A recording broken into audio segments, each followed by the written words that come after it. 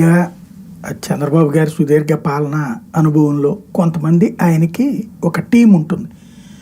అది ప్రమోట్ చేయటం, ప్రొజెక్ట్ చేయటం ఇట్లాంటిది.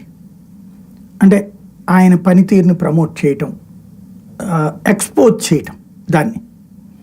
అలాంటి టీం ఇచ్చేటటువంటి సలహాల్లో ఇదొకటి.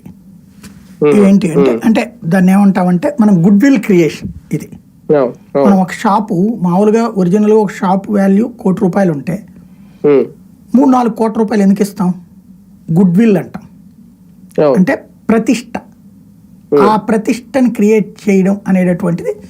ఇప్పుడు ఒక షేర్ మార్కెట్లో ₹100 ఉన్నది ₹1000 పోతా ఉంటుంది. ఇప్పుడు అదానిది ఒక రోజులో షేర్ పడిపోయింది, ఆయన ఏమన్నా అమ్మేసుకున్నాడే ఏంది వ్యాపారం? లేదు కదా. ఆయన గుడ్ విల్ని దెబ్బతీశారు కదా. అట్లా గుడ్ విల్ జంక్చర్ ఉంటుంది అనమాట. ఇక్కడ జరిగేటటువంటిది ఏంటంటే ఇదివరకు కూడా చంద్రబాబు గారికి ఫీడ్బ్యాక్ ఆయన రకరకాలుగా ప్రయత్నిస్తుంటారు. కొంతమంది కార్యకర్తల ద్వారా, కొంతమంది నమ్మకమైనటువంటి వాళ్ళ ద్వారా, అలాగే ఇంటెలిజెన్స్ ద్వారా, తన చుట్టూ ఉండేటటువంటి సీఎంఓ టీం ద్వారా. ఇవి కాకుండా ఇదొక మార్గం IVRS కాల్స్ అనేటటువంటి.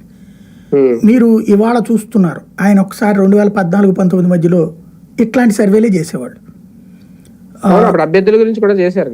అభ్యర్థులు ఏమో మొన్న మీరు అంటోంది అది కాదు. 14-19 మధ్యలో ప్రభుత్వంలో ముఖ్యమంత్రిగా ఉన్నప్పుడు ఓసారి గుర్తుకు తెచ్చుకుంటే